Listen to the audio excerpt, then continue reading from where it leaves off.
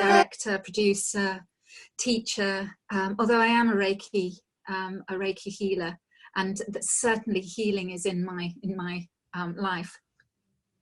But I came to Deep Imagery, or what it was called, I think, personal totem pole process, I remember being the term whenever I first started. I always went over to stay with a friend of mine in Luxembourg. And my friend loved therapies. She loved trying out new therapies.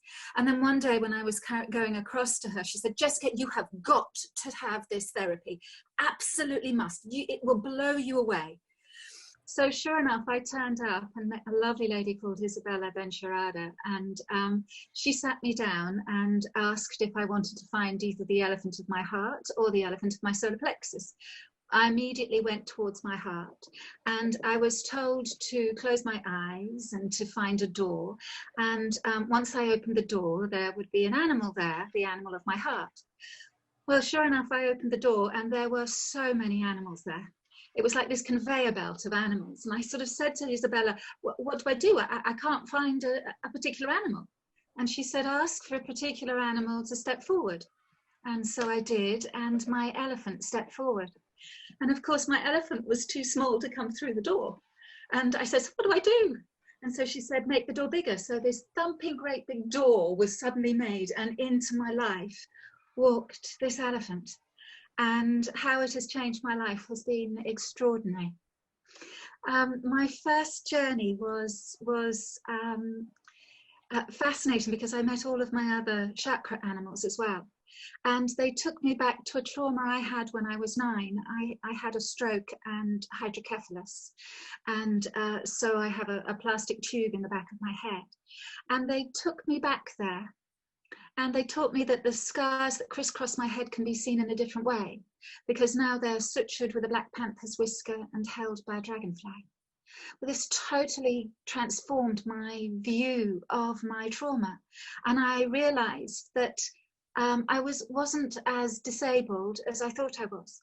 Of course, I had put myself onto that shelf when my doctor had told me, oh yes, those brain cells, they're never going to regrow. And I kind of, oh, right, okay.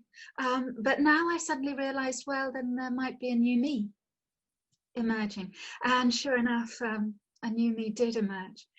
I headed back to England and could not stop talking about my journey. And people kept saying, well, why don't you write it down? So I did, and it was such a healing journey to write that first introduction to my animals down. It took me about 1.25 years, and it then subsequently took about 100 rewrites. But when I eventually got it down, yes, I can show it to you. There it is, the elephant of my heart. Da, da, da, da. And please, if you'd like to share with me your email address, I will happily email it to you. Absolutely fine. So that was the beginning, and then other people said, well, what's the animal of my heart? And so I went within and I asked my elephant, and I said, is this a good thing to do to introduce the others to the animals of their heart? And my elephant just said yes. So I started very gently to introduce my close friends to the animals of their heart. And then I got involved in a place, a theatre called the Ark in Caterham, south of London. And I had introduced the artistic director to the animal of her heart. And I'd given her my book and I said, well, do you want to are you interested in making it into a show? And she goes, yeah. And so we did. And so started, it was now must be about 10 years ago. We started to create a show out of my story, but it had an added twist, because it's storytelling and a little mindfulness at the end, because I introduced the audience, especially kids, but also adults and parents, to the animals of their heart as well. And it is just extraordinary to see the faces of these kids as they sort of put up their hands, I've got a unicorn. And it is just absolutely, my heart just swells every time I do this. And it has gone through so many different versions of the Elephant of My Heart show. We've had a musical that went up to the Edinburgh Fringe. I've just recently come back from Australia. I took the African Elephant of My Heart dance extravaganza to the Adelaide Fringe in Australia this year. And I am considering taking another show to another version of it to the Adelaide Fringe next year. But they're all the same show. They all introduce kids to what's happened to when I met my animals, and then I introduce the kids to their heart's animal, which bridges the gap for them, so they can start their journeys to wherever their heart's animal wants to take them. So, and then it must have been about 10 years ago now, I joined Steve in Copenhagen and did his course, which was just amazing. It so deepened my process and was tremendously healing for me in so many ways. Although the most difficult journey for me, and Mary took me on it, was the animal of touch, which of course took me directly back to my brain hemorrhage. And I've recently been doing a lot more work with that, with Mary, with her cocooning workshop, and also with the internal family systems that I've just recently started to find. So my journey continues in so many different ways. But for me, the journey that I've just done with Stephen has been so brilliant, because it really has just told me, or told the doubter in me, the little critic in me, you're doing the right thing. That it's really, really important for me to continue to introduce kids to the animals of their heart, and they take to it like ducks to water. They don't need the relaxation. I usually do 10 minutes relaxation when I'm introducing adults to the animals of their heart. But kids, they're in like that, which is just it's breathtakingly beautiful to do this work. And then also I work with the parents as well, which is just magical. I met an anaesthetist in Edinburgh a few years ago, and he came up and he asked me, did I find my elephant when I had my brain hemorrhage? And I said, no, I didn't. I wasn't in that headspace. It took me until I was in my late 20s. And he then told me that many of the people who've come out of anaesthetic see animals. And I was just fascinated in that, knowing that the animal world is meeting all sorts of people in their own time, at their speed, when they need the support and guides in their lives. So yes, my life has been pretty amazing. It's been quite an adventure, difficult at times, but without my elephant, I don't know where I'd be. But yes, that's a little bit of the sort of a potted history about me. I'd very much like to perhaps introduce you to my story. Because what I do with my kids, the kids I'm introducing the animals of their heart to, is that I first of all start it with a bit of the story. And so I'll start that off. But if anybody has any questions? There is one question from a member of the audience. How old do the children need to be before you work with them with imagery? It's an interesting question. It's usually their choice. So I've had kids as young as 18 months sat on their mum's knee, just bewitched by the sort of the show. And the mums are so amazed that the little boy was able to cope. I'm not sure that he found the animal of his heart. But, you know, who knows? Under fours need a different, a slower approach. And if I'm doing it with the under fours, I give them a tiny slice of my story, and then I introduce them to their heart's animal. And then they run about, and sometimes I know they found an animal and sometimes I don't. Then I give a little bit more of my story, and I take them back into that animal. And it really depends on whether or not they are wanting to talk to me. But I don't know whether or not they find their heart's animal. Some. A follow-up question from the same member of the audience. When you work with children remotely, do you do it the same way? The audience member was interested in working with her 3-year-old grandchild. Yes, yes. Well, it's very similar to telling him a story. And if you can go within and ask your heart's animal to help you, guide you to helping your grandson, that would be obviously the first step. And then very gently just say, close your eyes, and take it from there. And say, would you like to meet the animal of your heart? And it actually doesn't matter if he starts running around the place. I've done this, this after schools club, and the kids were just literally all over the place, and there was me going, yes, and breathing in love and light and fire, and this is your heart's animal, and literally these kids are bombing past me, and I kind of think, no, and my elephant kept saying, keep going, and I went, all right, okay. And so I did, and every one of them found the animal of their heart. They made fabulous masks. And then a few weeks later, they said, can Jessica come back? We want to do more work with the animal of our hearts. So what I've learned to do is just to give up any expectation and assumption I have about introducing kids to the animals of their heart. Just carry on and do it. And whatever they take from it is what they take from it. And you'll very quickly know and be able to gauge when it's time to maybe pull back, or maybe not. One thing that really helped for working with Zoom is getting them pen and paper and getting them drawing the animals of their heart. And then if they don't like the drawing, I get them to go within and ask the animals of their heart what they thought of their drawing. And that can totally transform their opinion of their drawing. Or if not, ask the animal of their heart to give them a bit of help with the drawing of the animal of their heart. There's one little boy who was just a brilliant drawer, and he couldn't quite get the back end of his cheetah right.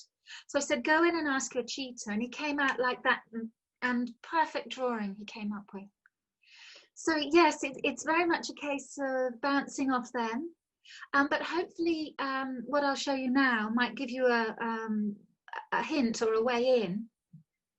But yes, I hope that answers the question. So yes, so as I'm sure you know, I have an elephant at my heart. And my elephant came knocking at my door, but it wasn't my door, it was my hospital door. I was 9 years old and I was in hospital. I'd just had 2 major brain injury operations and was recovering in my bed, and I heard, and I got up and I thought, who's knocking on my door? I heard it again, so I got out of bed, I went up to the door, I opened it, and there, standing in front of me, was an elephant. Hello, you're an elephant. But if you were an elephant, how did you knock on the door? And his trunk came up and knocked on the door again. You understood what I said? Yes, I am the elephant of your heart. And if you'd like to come and journey with me, I can take you to meet all your other animals. All my other animals? Why, yes. Yes, okay, let's go. And my elephant swung his trunk around my middle, and I was placed right on top of his head. And we began to walk out into this jungle that was mine. And I looked up, these tall, tall trees to the tiniest slice of blue sky. And I heard these, rah, rah, rah, these beautiful parrots storming past. And then he took me down to this river. And now my elephant did something I never wanted him to do. He sat down and I tumbled in and I got up and I said, I am a drowned rat. And he said, you are not a rat, nor have you drowned. You are a little young lady with your hands on your hips. And he lifted me once again onto the top of his neck, and off we walked down this beautiful river. And as we walked, he said, this is the river of your life. And into it you had to go. And we continued to walk down this wonderful, wonderful river. And I noticed that up ahead there was a little tiny cliff. And there was this huge, huge tree. with its gigantic roots coming out of the cliff and into the water below. We stopped, and I heard the other animals that were there. There were tiny little budgerigars, and they were arguing over the same fruit, for it was a mango tree. And then they were off. Oh, Mr. Elephant, please, can we follow them? No. Why not? Because this is where you're going to meet your next animal. I have another animal. Yes, and if you look down into the roots just below, you may see her. So I leaned out over the top of my elephant, and I could just see something moving through the roots and the undergrowth. Mr. Elephant. Yes. She's a snake. And she was this beautiful, beautiful snake. And my elephant lifted out his leg, and she curled herself all the way up and landed on the top of my head. And she sat there and she went, psst. I was a little nonplussed. I've not been quite so close to snakes before. So I said, hello, Mrs. Snake. And she said, psst. And I was getting a little worried. So I lifted up Mr. Elephant's ear and I said, Mr. Elephant. Yes. Mrs. Snake doesn't speak English, so what do I do now? Ask her to show you where in you she's from. Okay. So I sat back, looked at Mrs. Snake, found a bit of courage, and then I said, Mrs. Snake, where in me are you from?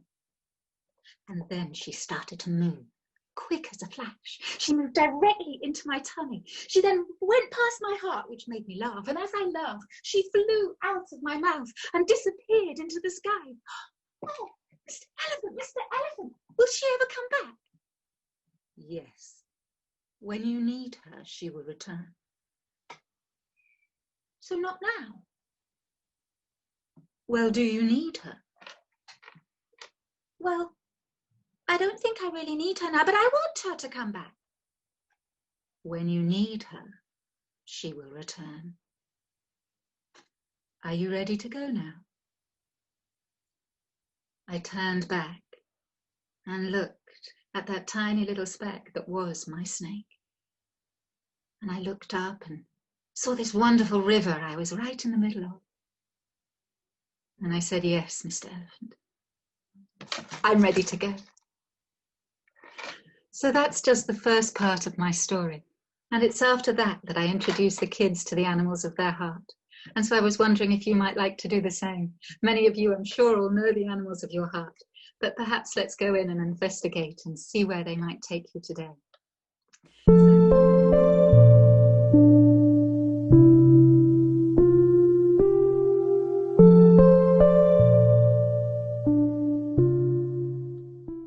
So if you get yourself nice and comfortable,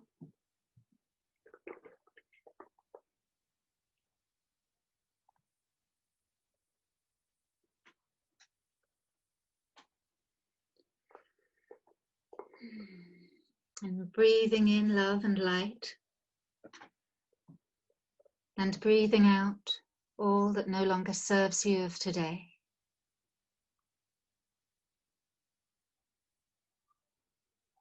Breathing in love and light, and breathing out all that no longer serves you of today.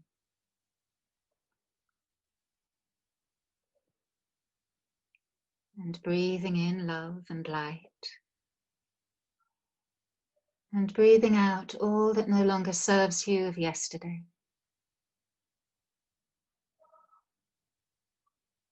Breathing in love and light, and breathing out all that no longer serves you of tomorrow. Allowing yourself to drop into right now, right here.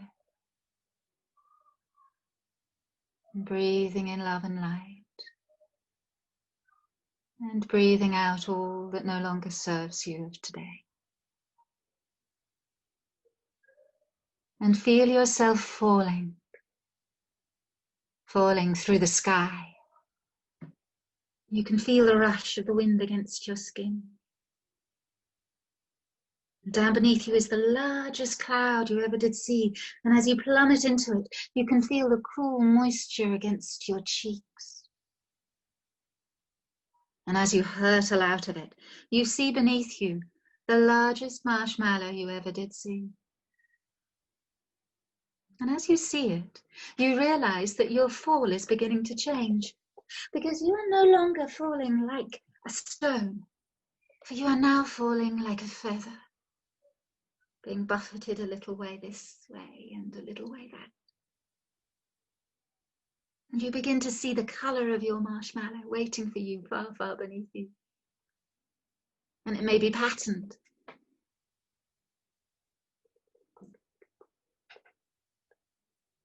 And you very, very, very gently drop into its cushiony softness. And you begin to bounce up and down on this wonderful marshmallow. Maybe taking a handful if you'd like to have a taste. And then this marshmallow bounces you onto the ground in front.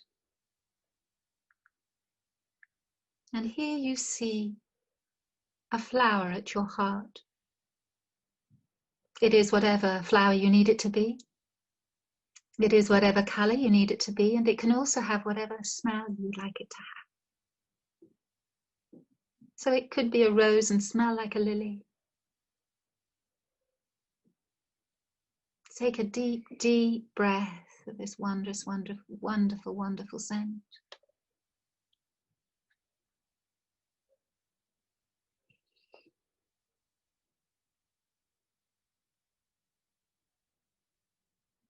And up ahead, you see a door. It is whatever door you'd like it to be, made of whatever you'd like it to be made of. So walk up to it and touch it. What does it feel like against your skin? Perhaps it's cool and smooth like metal or glass, or perhaps granular like wood. Though it can be made of whatever your imagination decides. And of course, behind this door is the animal of your heart. So open the door, walk through, and say hello to the animal at your heart.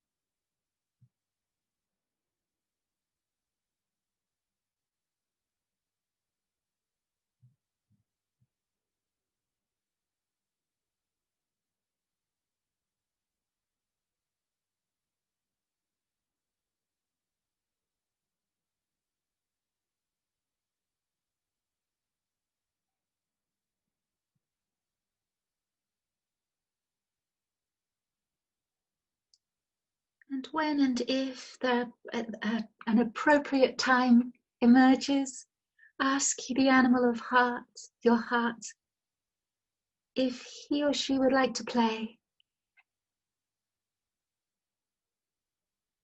And then play with the animal of your heart in whatever way you and he or she would like to play.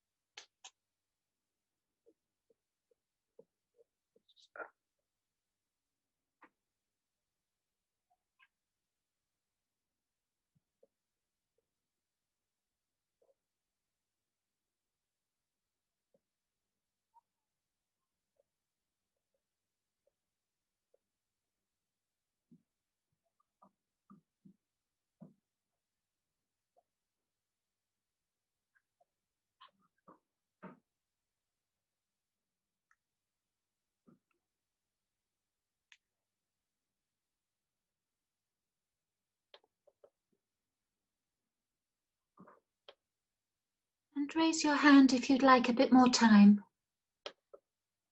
Thank you. Thank you.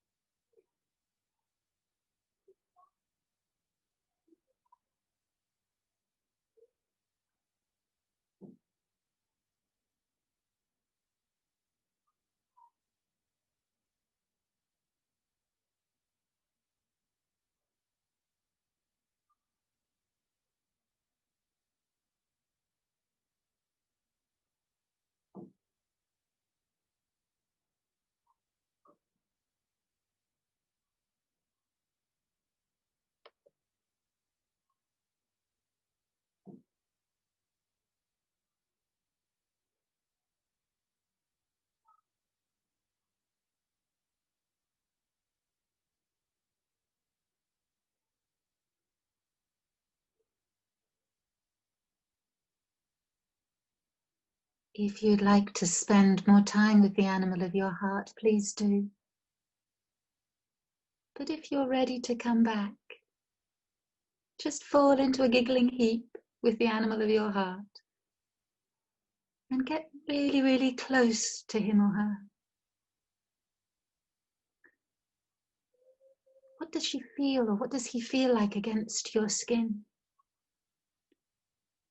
And place your head perhaps very close to his or her heart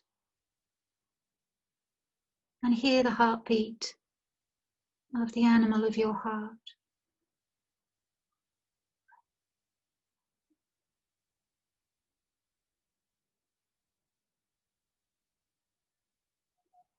It may be enormous like the elephant of my heart, or it may be absolutely minute.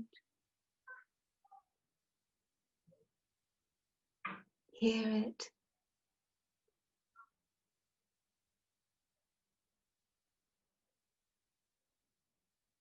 And now it's time to come back. So getting back up and walking back with the animal of your heart towards your door, thanking him on your as you step towards it, and reassure both him and yourself that you'll be back very, very soon. Maybe give your animal a hug if that's appropriate, or just say goodbye. And step through the door, closing it behind you. But know that the animal of your heart walks with you in a different realm, an outer realm, but in a different guise. And then turn and see the flower at your heart. And stepping through it, you jump back onto your marshmallow and it bounces you back into your room right here, right now.